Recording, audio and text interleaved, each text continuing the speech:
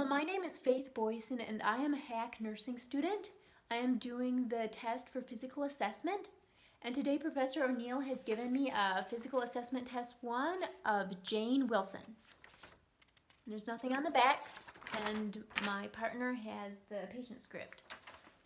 So, according to the script I was given for Jane Wilson, the abnormal findings are that she has sleep difficulties, loss of appetite, that she's worrying over little things and constantly checking the locks on the door, and she is, even though her husband tells her that they're locked, and she says she feels like she's losing her mind and she's very nervous and she's not thinking straight. Those are all the abnormal findings of this patient that I'm assessing. So, I'm going to ask her Old Cart's eyes to get a history of the onset of these symptoms, and then after that I'm going to perform the mental status exam to just try to figure out a little bit of her mental status and how she is functioning. So, I'm going to assess Jane now. Hello, my name is Faith Boyson and I'm here to perform your assessment today. Clean hands. Can you please state your name and your date of birth? Jane Wilson, 1996. Thank you. So, why are you coming in here today? I'm very nervous and not thinking straight. Okay, so let's just, I'm going to go over a little history and try to figure out how long this has been going on and just try to kind of assess it.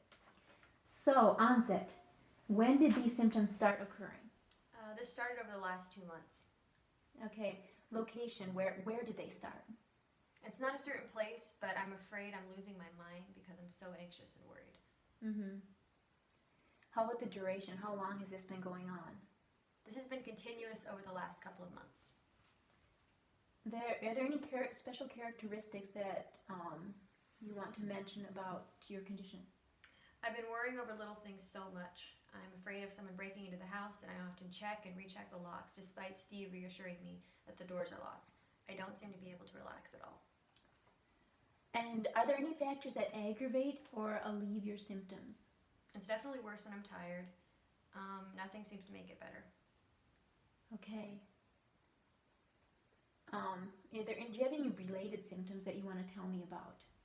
I have trouble sleeping, no appetite, and I feel anxious all the time. Okay. And have you been doing anything to treat it? I've tried making a list of things I've checked, but I can't remember what I've done with the list. Okay. How about the severity? How would you rate this for yourself? How severe are these symptoms? It's very serious. Okay. How is these symptoms impacting your daily activities of living? I can't function like I used to. I feel like I'm going around in circles and not getting anything done. Okay. How do you cope? I don't think I'm coping very well. I've talked to Steve about it, but nothing seems to change it. And how is this affecting you emotionally?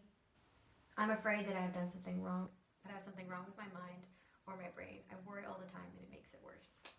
That's hard, Jane. I feel for you. I'm going to just do a little assessment.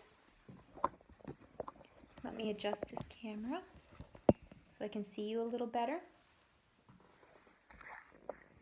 So the first part of the mental assessment is going to be I'm just going to be observing your appearance. So if you see me looking, I'm inspecting you. I'm inspecting for your hair, how your hygiene is. I'm inspecting for how you are clothed, you are dressed nicely. I'm inspecting for your makeup, you're wearing no makeup. I'm inspecting for any fidgeting. You're fidgeting a little bit with your feet. Your posture is beautiful, straight, and yes, just assessing for all those things. And your level of alertness, you're awake and alert and talking. And now I'm just going to assess your behavior. I'm assessing for eye contact, which she's making good eye contact, and speech, which she's speaking clearly and I can understand her. And now I'm going to assess your cognitive function. So I'm going to ask you a few questions and just answer. Okay. So I'm going to say three unrelated objects, and I want to see if you can remember them immediately, and then again in 5 minutes. So, the three objects are bed, dog, apple. Bed, dog, apple. Okay. Did you have pets when you were growing up? Yes, I had a dog.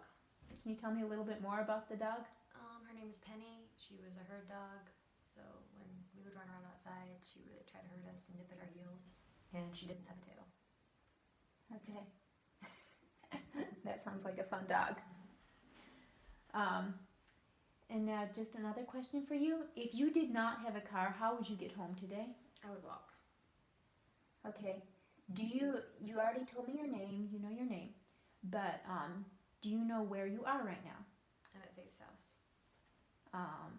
Do you know what month it is right now? February. Do you know why you are at Faith's house? I'm helping her with the test. Okay. She is well oriented. And so I'm going to go back to those things I mentioned earlier. What are those three words? Bed, dog, apple. Okay. She remembered that. And now I'm just going to assess her thought processes. So, can you tell me the difference between an apple and an orange and describe some of their characteristics? An apple is very hard, an orange is a little softer. You have to peel an orange before you eat it, and an apple you don't have to peel. Very good. Okay, can you close your eyes and hold out your hand? I'm going to place an object in your hand and I want to see if you can perceive what it is. So keep your eyes closed and tell me what's in your hand. Chapstick. Very good. Thank you. So I have tested her thought processes and perceptions, and now I am done with the mental status exam, and I will rip up the papers, my paper and her patient script.